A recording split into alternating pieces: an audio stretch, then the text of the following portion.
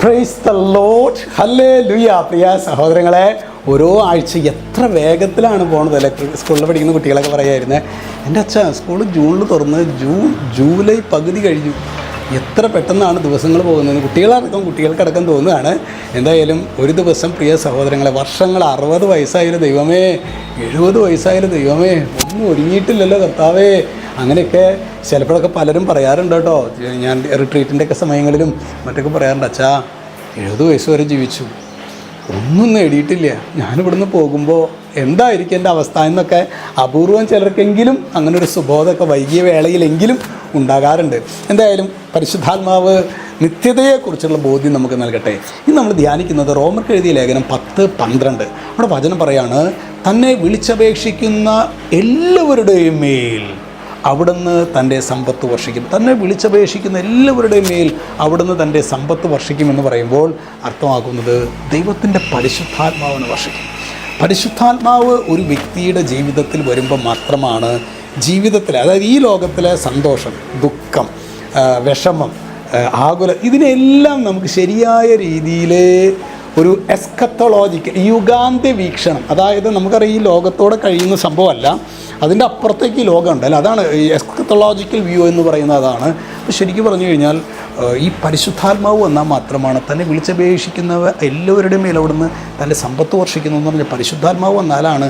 അതുകൊണ്ടാണ് ആദിസഭവാളിൻ മുൻപിൽ ധീരതയോടെ ഹല്ലേലൂയ ഗീതം പാടി ആരാധിച്ചപ്പോൾ യേശുവിനായി ലോകത്തിൽ മരണം വന്നാലും ഹല്ലേലൂയ ഹല്ലേലൂയ ഗീതം പാടിയിടാം. അതായത് ശരിക്കും നിങ്ങളൊന്ന് ചിന്തിച്ച് നോക്കിയേ, ഒരാളെ കൊല്ലാൻ പോകുകയെന്ന് പറഞ്ഞു കഴിഞ്ഞാൽ ആൾ ഓടിപ്പോയില്ലേ? ശരിക്കും പറഞ്ഞാൽ നമ്മൾ ചിലപ്പോഴെങ്കിലും നമുക്ക് ഞാൻ ക്രിസ്തു ശിഷ്യനാണെന്ന് 4 ആളുടെ മുമ്പിൽ, മറ്റുള്ള മതസ്ഥരുടെ മുൻപിൽ പറയാൻ പോലും നമുക്ക് ലജ്ജയാണ് അല്ലേ?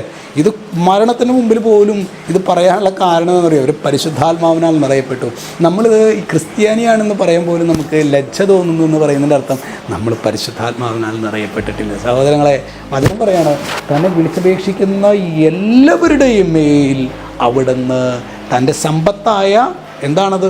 പരിശുദ്ധാത്മാവിനെ, ആ പരിശുദ്ധാത്മാവ് എന്ന തൃത്വത്തിലെ മൂന്നാമനെ നമുക്ക് ലഭിക്കും. നമുക്ക് അതിനായിട്ട് തന്നെ ആർക്കെ ലഭിക്കുക?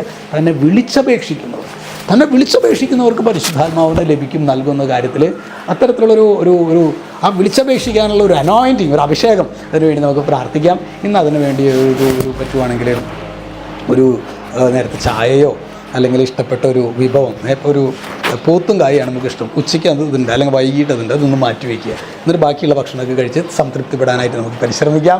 ഈശോ നിങ്ങളെല്ലാവരെയും സമൃദ്ധമായിട്ട് അനുഗ്രഹിക്കട്ടെ. നിങ്ങൾ ഈ വീഡിയോ കാണുന്നതും ഇടയ്ക്കിടയ്ക്ക് അച്ഛനോടൊക്കെ വിളിച്ച് പറയുന്നുണ്ട്, അച്ഛാ ഞങ്ങൾ അതൊരു വലിയൊരു ആശ്വാസമാണ്, വചനം കേൾക്കുകയും പിന്നെ അച്ഛനെ കാണുകയും അതും പറയാറുണ്ട്, അച്ഛനെ കാണുകയും അച്ഛനെ കേൾക്കുകയൊക്കെ ചെയ്യുമ്പോൾ അതിലൂടെയൊക്കെ വചനത്തിൻ്റെ ഒരു വലിയൊരു വിസ്ഫോടനം അച്ഛനെ കർത്താവ് പൗരോഹിത്യം നൽകിയിട്ടുള്ളത് ഈ ദൈവവചനത്തിൻ്റെ ശുശ്രൂഷയിലെ എത്ര നാളുകളായിട്ട് അച്ഛൻ ചെയ്തുകൊണ്ടിരിക്കുന്നു എന്നൊക്കെ പറഞ്ഞ് എന്നെ പ്രോത്സാഹിപ്പിക്കുന്നതിനൊക്കെ മൊത്തം ടോട്ടലായിട്ട് നന്ദി പറയാണ് കേട്ടോ. ഈശോ നിങ്ങളെല്ലാവരെയും സമൃദ്ധമായിട്ട് അനുഗ്രഹിക്കട്ടെ. രക്ഷിതാവായ യേശു ക്രിസ്തുവിൻ്റെ നാമത്തിൽ അനുഗ്രഹിക്കുന്നു, എപ്പോഴും എന്നേക്കും. ആമേൻ.